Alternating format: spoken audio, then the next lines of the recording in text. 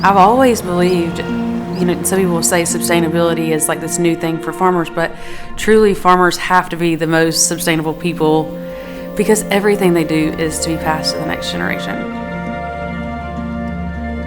I'm Megan Clark from Godfrey Dairy in Madison, Georgia. We milk around 1,100 cows and we farm close to 2,000 acres. It's changed so much over time to how we learned about managing cows. Through genetics, nutrition, and cow comfort is the three biggest ways you can improve. About 4 years ago, we started doing DNA samples of our calves. So through that, we're able to select more of the better animals for Godfrey Dairy to make them more efficient. Efficiency means the less disease prevalence, the higher, the longer she can maintain production, and the quicker she gets there after having a calf. Here we do grow our own forages. So we have the dairy side and then we have the crop farm side. Every bit of it for feed. Through the nutrition side of it, healthy cows produce better milk. The tweaks are made along the way of putting the feed up at the right time. And also, we've learned that you can add feed additives into our rations to make the cows produce less methane. We understand that we have to keep her on feed and keep her comfortable. But unfortunately, cows do not sweat. And so we figured out that we can do evaporative cooling. And so we've added sprinkler soakers and we blow fans across her to blow the heat off her. So as the water evaporates off the cow, the fans carry it away from her, keeping her more comfortable. Being at this dairy for so long, I can go back until our earlier records on the computer of where our per milk production per cow was like 56 pounds per animal. Now it's 100 pounds an animal.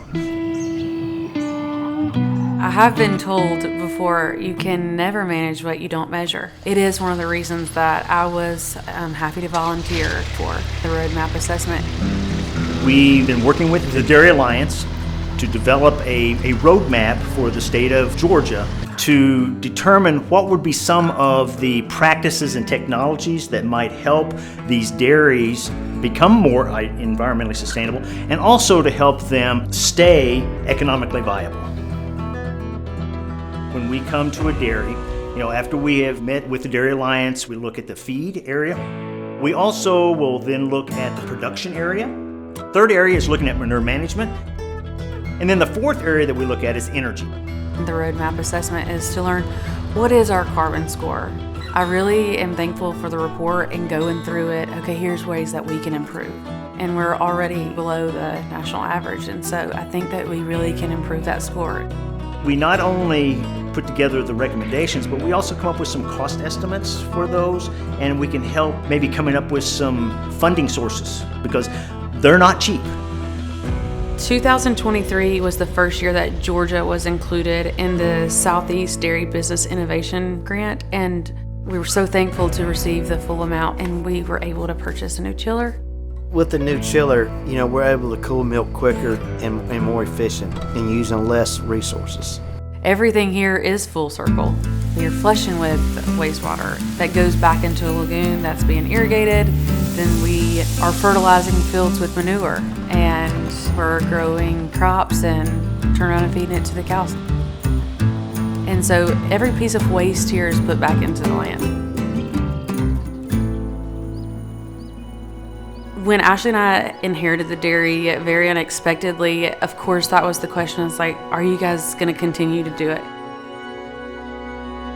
We looked at each other one day and but what else?